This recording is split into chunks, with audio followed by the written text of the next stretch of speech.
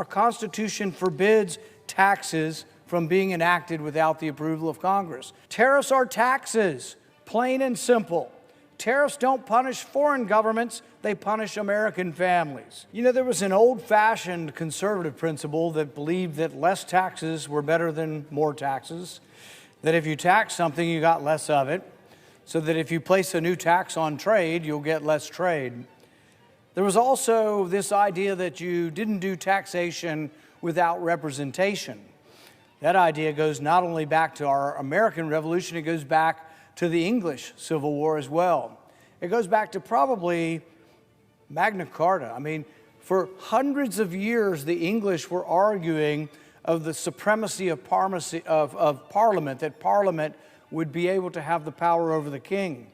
So when we were leading up to the Revolution, the cry from James Otis was, "Taxation without representation is tyranny." This was the words of James Otis, but they still ring true today. It should not come as a surprise that a country founded on a tax revolt, one person is not allowed to raise taxes. Our founding fathers saw this and said, no, we want to make sure that the authority of taxation begins not only in Congress, that it actually originates in the House, the body closest to the people. Our Constitution forbids taxes from being enacted without the approval of Congress. And yet here we are. An emergency has been declared, as the senator from Virginia remarked, everywhere. There's an emergency everywhere. Sounds like an emergency everywhere is really an emergency nowhere. But despite the constitutional restraints or constraints on executive power, Americans have now been ordered to pay higher taxes in the form of tariffs, but without the consent of Congress. The tariffs we discuss today are global tariffs. Just about every country in the world is subjected to at least a 10% tariff, to say nothing of the dozens of countries whose imports will be taxed at a much higher rate. Congress didn't debate these tariffs. Congress didn't vote to enact these tariffs. The tariffs are simply imposed by presidential fiat, by proclamation. Government by one person assumes all power by asserting a so-called emergency is the antithesis of constitutional government. It was Montesquieu that our founding fathers looked to in setting up the separation of powers. And Montesquieu said that when you unite the power, the legislative power with the executive power in the body of one person, that no liberty can exist. They worried about this. They fretted about it. They worried about having too much power of the president, and so they severely constricted the power of the presidency. They said the president couldn't take us to war, only Congress could. They said the president couldn't spend money, only Congress could. They said the president couldn't tax people, only Congress could. These were the very bedrock, and still are the very bedrock of our constitutional principles, and yet people, particularly on my side, are looking away and saying, oh, whatever. We'll just let the president do whatever. Look, I supported President Trump. I still support President Trump on many things, but I'm not for a country run by emergencies. Even if the person were doing what I wanted and it was, making every day my birthday, I would not be for that unless we deliberated upon that. There are constitutional processes that are incredibly important. The Constitution doesn't allow the President of the United States to be the sole decider. Even the president must abide by the proper limits of executive power. Thankfully, our Constitution does more than merely hope that our chief executive will remain within the confines of the Constitution.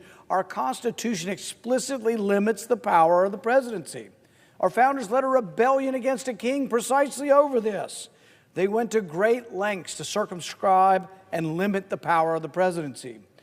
Devoted as they were to the preservation of individual liberty, the founders divided power among three branches of government.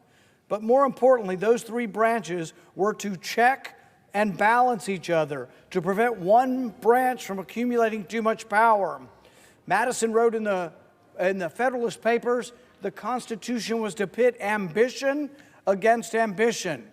The natural ambition of men and women to accumulate power was to be checked by other branches of people who would say, you can't have that power, it's our power. That pitting of ambition back and forth was to constrain government. It was to constrain government from running away and power from being run away with one person.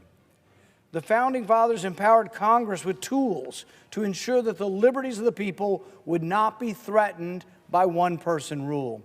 The Founders would not be surprised that the executive would attempt to aggrandize power at the expense of the legislature. They would have expected it. Indeed, they did expect it. But they would be surprised, the Founders would be shocked that Congress would voluntarily and recklessly and fecklessly give up their power to the presidency, to submit to emergency rule.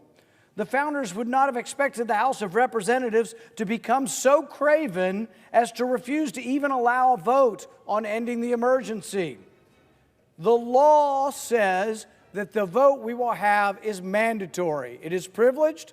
The Senate will adhere to the law. The House will not have a vote. The House, in its haste to give away its power to tax, actually passed a rule to prevent a mandatory vote on ending the emergencies. They prevent it because the rule says that days no longer exist.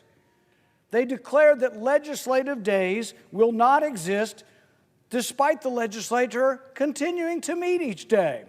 The House has essentially ruled that days are not days, and they are not to be counted as days until such time as the House again agrees to allow days to be counted as days. Does that sound absurd? Absolutely, it's absurd. It is craven, it is cowardness at its best, and it is dishonest because a rule of the House is preventing a law from being obeyed. I didn't know we could pass a rule to prevent a law from being obeyed. When the emergency powers were granted to the president in 1976, the Emergencies Act was meant to constrain the Republican. We were already worried about too many emergencies. Many on my side have actually co-sponsored bills that say emergencies should automatically end unless affirmatively approved by Congress.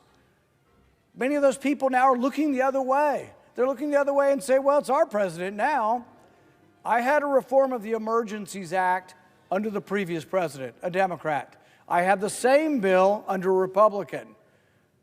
This should not be a partisan issue. The Founders would not have expected the upper chamber, the Senate, to let the novel use of a statute traditionally used to sanction adversaries to become used for tariffs, to tax American people, and to let it go unchallenged. This is not constitutionalism. This is cowardice. Our system of government cannot work when Congress abdicates its legislative authority. Madison said we would pit ambition against ambition. But what if we have presidential ambition and we have congressional acquiescence? We have congressional timidity.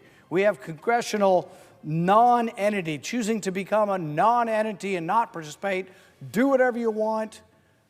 It's a recipe for disaster. Madison and those of the revolutionary generation would have expected members of Congress to jealously guard their authority from the imperial pretensions of the chief executive. To endorse governance by emergency rule is to fail to live up to what the Constitution demands of us. And failure to do our constitutional duty is an invitation to further emergency rules. I know some Republicans like the idea of taxing trade. But what if there's a next president is a Democrat who says, by emergency rule, I decree there will be no gasoline using cars. We will have only electric cars. That's what we're preparing ourselves. Every distortion of the checks and balances of powers gets worse. Every time a party changes hands, they say, well, you guys did this, so we're going to leapfrog and do this. And it goes back and forth until the individual citizen knows nothing other than the loss of liberty. Even President Trump didn't try to argue that this law called IEPA, that is normally used for sanctions, he didn't act upon it in his first term. He makes the claim today, though, likely because the appropriate trade laws in the books require months to be implemented, and he can't wait. And the Republicans go along and they say, emergency, no problem. Constitution, what? Constitution, forget about it. Members of his political party will stand by his assertion. Some may cast their actions today as an exercise of party loyalty. Some may even be praised by Pennsylvania Avenue. But for those who care to listen closely, within that praise will be heard a touch of disdain. It is no secret that Congress lacks the fortitude to stand up for its prerogatives, and this is bipartisan. Presidents in both parties routinely exceed their power because they know that Congress has weakened itself to such an extent that it cannot challenge and will not challenge executive overreach. Congress delegates its legislative authority to the president so that the laws we live under are in reality written by bureaucrats who the people do not know, will never meet, and cannot hold accountable through elections. But I don't want to let off both parties on this. The powers that have been given to the president over trade have been given to the president by Congress over many decades. Congress acquiesced. Congress said, here, we don't want to deal with it. You can have it. Congress today can scarcely be bothered to even consider individual appropriation bills. By consistently waiting until the last second to pass massive funding bills and threaten a government shutdown, the leadership deprives Congress of what Madison called its most complete and effectual weapon, the power of the purse. We just put it all in one bill. And they say, if we don't vote for it, you're for shutting the government down. You can't shut the government down, so you got to vote for the massive bill, which includes more pork than you can probably ever imagine. Congress has unique among the three branches, unilaterally disarmed and demonstrated itself unable and unwilling to check the executive. If Americans are to live under this emergency rule, it will not be because the president sought too much power. It will be because Congress let it happen. If Americans are to live in a country where the president alone decides what is to be taxed, at what rate, and for how long, it will be because Congress is too feeble to stand up for the interest and bank accounts of the people. If Americans live in a country where their elected representatives in the legislature cannot or will not speak for them, it will be because those representatives silenced themselves. They gave in. They did not stand up and do their duty. We can show the people that the constitutional principle of the separation of powers still means something, and that we can successfully challenge the presidential attempt to raise taxes without the consent of Congress. Tariffs are taxes, plain and simple. Tariffs don't punish foreign governments, they punish American families. When we tax imports, we raise the price of everything from groceries to smartphones to washing machines to just about every conceivable product. Voters in the last election indicated they were fed up with high prices.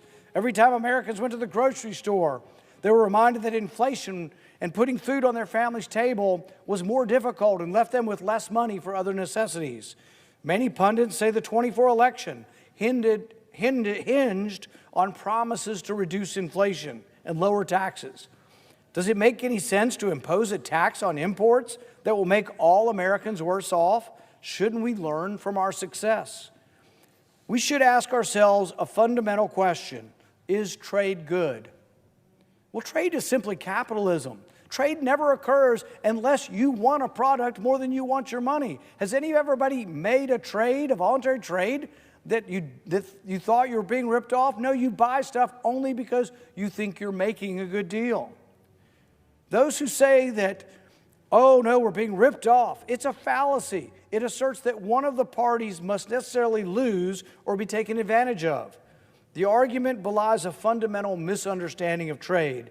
By definition, every voluntary trade is mutually beneficial. Trade is good, and that isn't an opinion, it's a fact. For at least the last 50 years, as trade rises, so does wealth. And people say the middle class has gotten smaller, slightly, but only because they've moved to the upper class. These tariffs will make Americans poorer, and they will make defenders of those tariffs pay. Tariffs bring us closer to the day when the people are ruled by a czar of industrial policy. When that day comes, we will wish we had defended the Constitution when we still had the power to do so. We cannot afford to stand idly by while the constitutional principle of the separation of powers is eviscerated. Legislators who stand aside and abdicate the power to tax will one day rue the accumulation of power in the office of one person. I stand against this emergency, I stand against these tariffs, and I stand against shredding the Constitution. I have no animus towards the President. I voted for him and support his administration. I come to the floor today not because I want to, but because I am compelled to. I love my country and the principles upon which it is founded. The oath I took upon taking this office is the Constitution of the United States, and not to any person or faction. I want to preserve the divisions of power that protect us and our children from the rule of one person.